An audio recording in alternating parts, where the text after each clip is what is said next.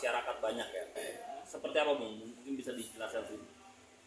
Oke, teman-teman semua, seluruh rakyat Republik Indonesia ini, karena saya mengatakan kenapa seluruh rakyat Republik Indonesia, karena ini nasib bagi seluruh pekerja mandiri yang baik secara langsung dan tidak langsung yang akan terbebani oleh tabungan perumahan rakyat, Undang-Undang Nomor 4 Tahun 2016 yang sedang kita uji di Mahkamah Konstitusi dengan nomor perkara 86 PUU 2024. Oke, tadi apa tadi pertanyaannya? Seperti apa Bung? Tadi sidangnya tadi. Nah, sidangnya ini sangat lucu dan menurut saya selaku dantim dari kuasa hukum perkara permohonan 86 PUU itu sangat dagelan sekali. Jadi saya jelaskan perjalanan sidang ini. Jadi Dewan Perwakilan Rakyat sudah 3 kali tidak hadir termasuk hari ini, dan hadirnya hanya 1 kali untuk menjawab daripada permohonan kami 86 khususnya, karena selain kami juga ada permohonan nomor perkara 96 dan nomor perkara 134 dari rekan-rekan buruh, dari rekan-rekan serikat buruh, yang dimana permohonan ini dijadikan satu karena objeknya sama, jadi pembatalan tapera. Nah, tadi ada penyampaian daripada pihak terkait BP Tapera, karena untuk penyampaian dari pihak presiden, keterangan dari presiden maupun dari keterangan DPR itu sudah kemarin, tapi hari ini juga harusnya sebenarnya DPR juga memberikan tambahan keterangan, tapi tidak hadir secara online maupun secara offline. Nah, tadi BP Tapera menjadi pihak terkait yang menyampaikan beberapa poin hal tentang jawaban atas gugatan kami memberikan keterangan. Nah, tapi ada keterangan yang sangat lucu sekali. Di dalam keterangannya menyampaikan ada beberapa pertanyaan yang dipertanyakan oleh Yang Mulia Majelis Hakim Konstitusi. Di situ ada Prof. Asrul Sani, Yang Mulia Guntur Hamzah, Prof. Saldi Isra. Tapi sebelum saya masuk ke keterangannya mereka, saya menyampaikan secara garis besar keterangannya mereka, bahwa di permohonan kami di posita kami menyampaikan di posita kami bahwa terdapat permasalahan tapera ini sebelumnya, yang dimana pada tahun tentang audit BPK pemeriksa keuangan, yang dimana hasil pemeriksaannya kepatuhan pengelolaan dana tabungan perumahan rakyat dan biaya operasional tahun 2020-2021 pada BP Tapera, instansi terkait lainnya di DKI Jakarta, Sumatera Utara, Lampung, Jawa Tengah, DI Yogyakarta, Jawa Timur, dan Bali. Di dalam laporan pemeriksaan dengan tujuan tertentu DTT, ini BPK menuliskan bahwa terdapat 124.960 peserta Tapera belum menerima pengembalian dana dengan total sebesar 567 miliar rupiah, 567.457.735.810 rupiah. Jadi ada 567 miliar rupiah belum dibayarkan. Dan tidak bisa dijawab oleh pihak BP Tapera. Tadi sempat disinggung juga oleh Majelis Hakim, jika pihak BP Tapera tidak bisa menjawab, maka akan diundang pihak terkait, BPK dijadikan pihak terkait mengenai hal ini. Ini aja ada masalah, tapi diundang-undangkan kembali dengan Undang-Undang Nomor 4 Tahun 2016 para pekerja. Jadi yang kami uji itu pada pokoknya adalah mengenai tentang pasal 7 ayat 1 Undang-Undang Nomor 4 Tahun 2016 tentang frasa setiap pekerja dan pekerja mandiri yang berpenghasilan sedikit sebesar upah minimum wajib menjadi peserta. Kata wajib menjadi peserta, UMR wajib menjadi peserta, UMP wajib menjadi peserta. Nah, ini yang yang sangat secara tidak langsung menyampaikan pemaksaan untuk rakyat, bukannya meringankan rakyat, malah memberatkan rakyat dengan tambahan tadi. Kita tahu teman-teman, tadi juga di persidangannya nanti masyarakat Indonesia bisa mengecek di laman YouTube MK perkara 86 PU 2024. Di situ Yang Mulia Saldi Isra mengatakan tidak ada nomenklatur yang mengatur tentang bagaimana pengembalian daripada tapera ini 56 tahun. Sedangkan masyarakat itu membutuhkan pada saat akan menikah atau berkeluarga, di situ baru punya rumah. Bagaimana pekerja yang punya rumah, yang sudah punya rumah. Jadi ini sangat tidak logical, hukumnya sudah tidak jelas. Dan banyak pertanyaan dari Yang Mulia Guntur Hamzah, Yang Mulia Majelis Hakim Konstitusi. Contoh saya ambil tadi Hakim Danilius Pevo, peserta sudah mempunyai rumah, bagaimana skemanya? Kata dapat dengan pengecualian pasal 28H mendapatkan perumahan. Tidak bisa dijawab oleh BP Tapera. Tidak ada skemanya.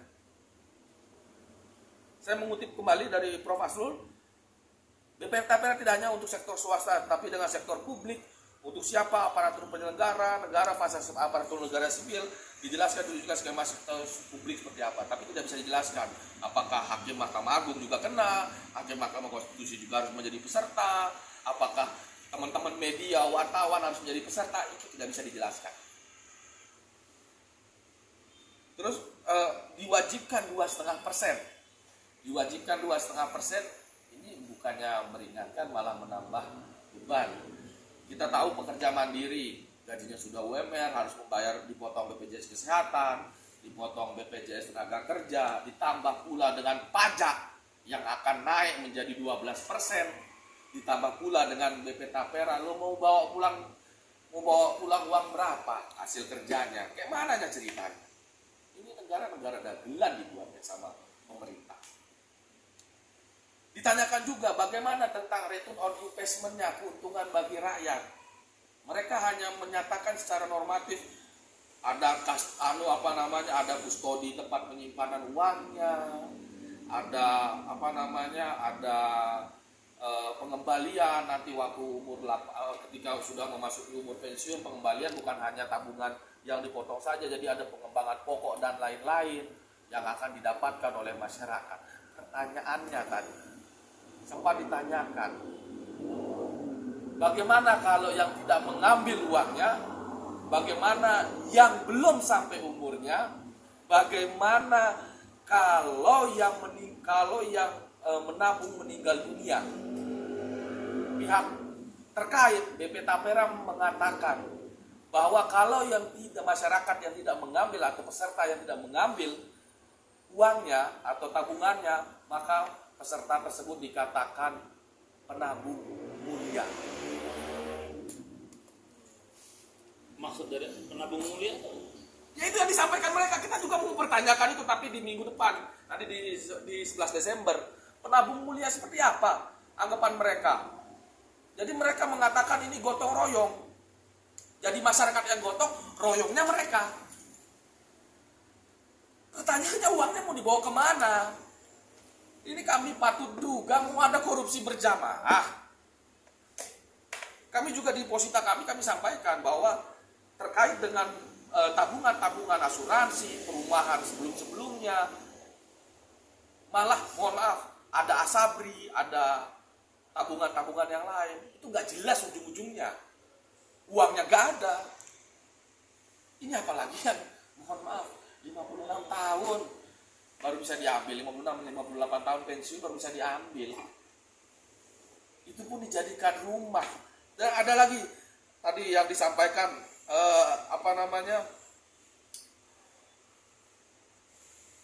akan dibuat 3 juta rumah program pemerintah BP Tapera. Tidak ada penjelasan mengenai hal tersebut. Hanya mau mengatakan akan pembangunan rumah 3 juta rumah. Pertanyaannya, bagaimana skemanya, bagaimana frameworknya? Tidak bisa dijelaskan.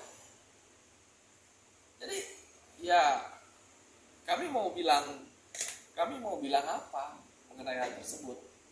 Kami mau bilang waras. Kami mau bilang pemerintah memikirkan rakyat. Benar dia gotong royong. Tapi masyarakat yang gotong, mereka yang royong. Masyarakat yang sengsara, mereka yang senang. Itu apakah itu yang dinamakan gotong royong versi pemerintah? versi negara yang dimaksud. Oke. Tapera ini karena ada versi gotong royong, tapi di undang-undangnya nanti masyarakat bisa buka ya. Ada sanksi administratif. Ada sanksi bagi yang tidak mengikuti kepesertaan tapera. Jadi ini udah masuk unsur pemaksaan. Dibilang bukan pemaksaan, dibilang bukan gotong royong. Ini saya mohon maaf. Ini logika berpikirnya dari mana? Kan gitu. Ada mereka mengatakan gotong royong. Malah saya patut duga, apakah negara ini sudah nggak punya duit hingga mengumpulkan, memeras masyarakatnya, memeras rakyatnya. Ketika duitnya sudah terkumpul, nanti tiba-tiba duitnya tidak ada, hilang. Apakah kita mau mengenyangkan koruptor? Negara ini harusnya lebih mengedepankan azas keadilan. Tangkap tuh para koruptor-koruptor yang ada sekarang. Selesaikan 300 triliun, selesaikan, mohon maaf, peradilan, dijadikan peradilan yang bersih dan sehat. Jangan ada lagi mafia-mafia peradilan seperti Sekretaris Pengadilan Negeri Jakarta Timur yang sekarang diadili PN Jakarta Pusat, seperti mantan Sekretaris Mahkamah Agung, seperti hakimnya Ronald Tanur. Bersihkan itu dulu. Jangan bikin program yang nggak jelas. Jangan bikin. Makanya tapera ini bukan tabungan perumahan rakyat, tapi tambahan penderitaan rakyat. Dan mohon maaf, nanti teman-teman bisa melihat persidangannya. Begitu Majelis Hakim Konstitusi mempertanyakan itu ke BP Tapera yang menjadi pihak terkait, tidak ada yang bisa dijawab satupun. Jadi apa? Jadi ini sudah bisa kita pastikan bahwa ini adalah program pengkhianatan terhadap konstitusi.